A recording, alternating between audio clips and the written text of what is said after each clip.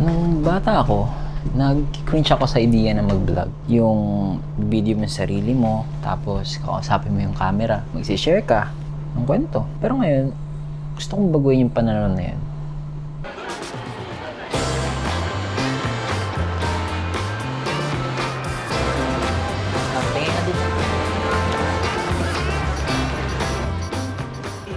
Katapos ng halos 18 years ng buhay ko sa school, ang bilis agad ng mga nangyayari pagkasunod. Okay, China na kami.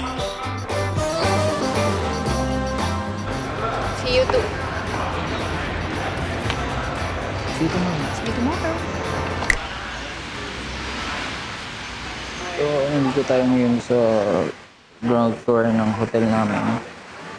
Nasa Holiday Inn pala kami ngayon, Holiday Inn Express sa Foshan. Ngayon, maulan dito. Maulan eh.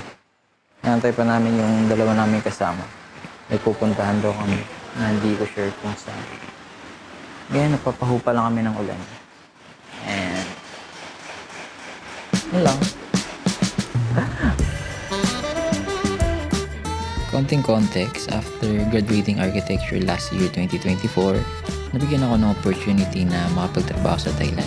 At last week ng August, napasama ako sa business trip ng department namin sa China. Day 1 namin, free day, kaya gala-gala muna kami sa mga tourist spot dito.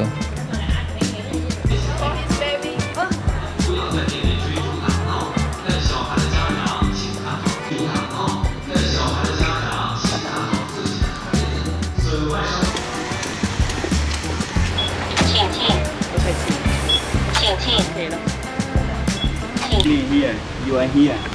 No, you are here. We have map. Here. This here, sir. ผู้ใหญ่นะใช่เหมือนพันธุ์เรศสวนนะจับให้ So far, kinakaya ko naman na mag-vlog.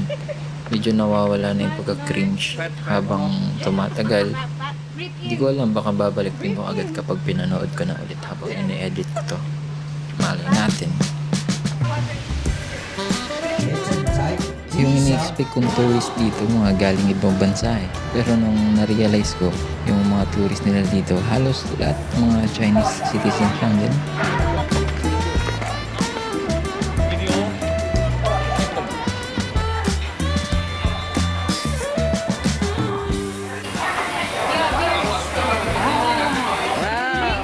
Smile. Oh my God. You smile, okay? So small.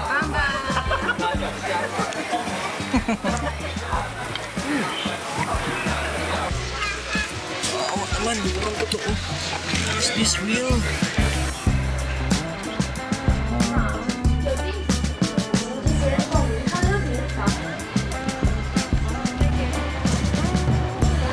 Video.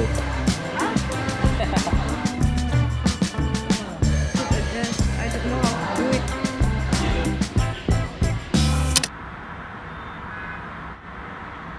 Yun, out na namin. Naka-uniform pa ako. Uniform namin, oh. May lakad pala kami ngayon. Pupunta kami sa, dyan lang, sa baba, sa ground floor. Ito kasing hotel namin, mixed use to. Bali, nasa baba, mall. Tapos dito kami sa taas, hotel. Tara! Let's go! Oh, dyan pala kayo? Naging problema ko rin talaga dito kung paano hawakan yung camera.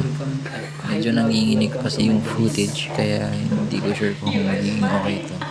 Pero so far, inipilit ko naman maging stable. Mahirap din kasi dyan sa stabilization kapag sa post na.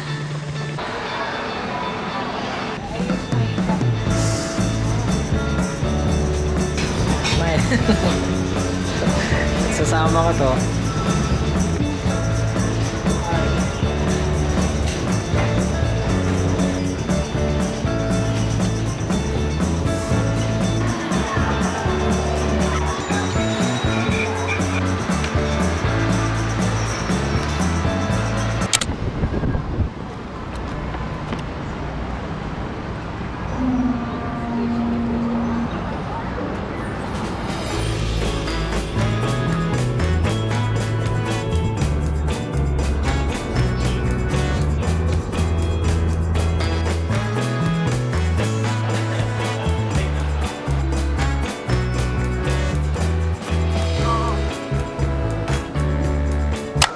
Lakas kayo yung mic? Wow, sa wakas. May mic na tayo, boy.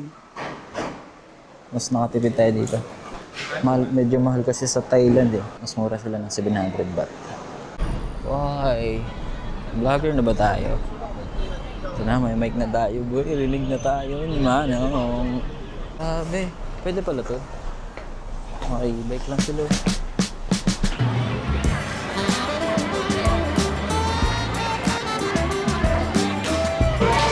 Nagpuna picture mo.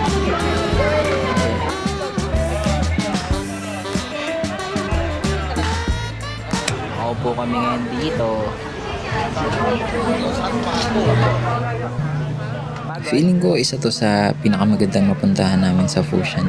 Kasama yung napuntahan namin nung first day. Parehong maganda, more on night market lang to siguro. 一个一个，那两个。Please, okay? Okay? This one. Last night na namin dito dahil bukas babalik na kami Thailand. Kaya sinulit namin maglakad-lakad kahit sobrang sakit na ng paa namin. 快来拍摄你的专属头条报纸吧。